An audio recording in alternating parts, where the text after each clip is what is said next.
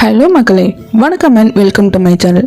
நாம் இப்போ பார்க்க போகிறது சோழவந்தான் மாரியம்மன் கோவில் மற்றும் அதன் வரலாறு. வாங்க வீடியோக்குள்ளே போகலாம்.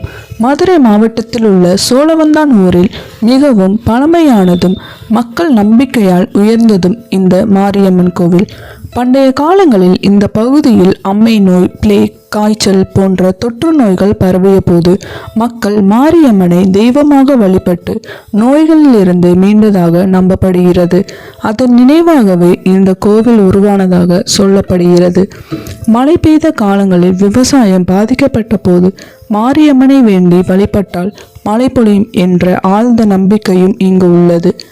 கோவிலின் சிறப்புகள்: நோய் நீக்கும் தெய்வம். மாரியம்மனை வழிபட்டால் அம்மை நோய், தோல் நோய்கள், காய்ச்சல், குழந்தைகளின் உடல்நலக் குறைவு போன்றவை தீரும் என்ற பக்தர்கள் நம்பப்படுகின்றன. மலை அருள். விவசாயிகள் மழைக்காக சிறப்பு பூஜைகள் நடத்தி நல்ல பலன் பெற்றதாக நம்பிக்கை. கிராம தெய்வ வழிபாட்டின் மையம். இந்த கோவில் சோழவந்தான் சுற்றுவட்டார மக்களின் குலதெய்வமாகவும் வழிபடப்படுகிறது. ஆடி மாத விழா. ஆடி மாதத்தில் நடைபெறும் மாரியம்மன் திருவிழா மிகவும் பிரசித்தி பெற்றது.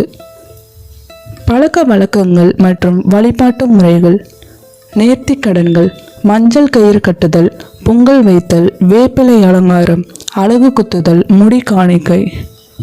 தீமிதி திருவிழா.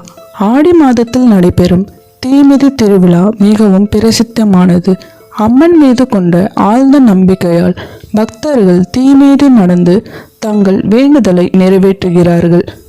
காப்பு கட்டுதல். திருவிழா ஆரம்பிக்கும் முன் அம்மனுக்கு காப்பு கட்டும் நிகழ்ச்சி நடைபெறும். இதன் பின் கிராமத்தில் விசேஷ ஒழுக்கங்கள் கடைபிடிக்கப்படுகின்றன. காலங்களில் சில கிராம மரபுகளின்படி நடைமுறையில் இருந்தாலும் இன்றைய காலத்தில் பெரும்பாலும் சாத்வீக வழிபாடுகள் அதிகமாக நடைபெறுகின்றன. பக்தர்களின் ஆழ்ந்த நம்பிக்கை: மாரியம்மனை கூப்பிட்டால் கைவிட மாட்டாள் என்பதே சோழவந்தான் மக்களின் ஆழ்ந்த நம்பிக்கை. பல தலைமுறைகளாக இந்த கோவில் நோய் நீக்கும் தாய், மழை தரும் தெய்வம், கிராமத்தை காக்கும் காவல் தெய்வம் என போற்றப்படுகிறது. உங்கள் வாழ்க்கையில் ஒரு முறையாவது இந்த சோழவந்தான் மாரியம்மனை வழிபடுங்கள்.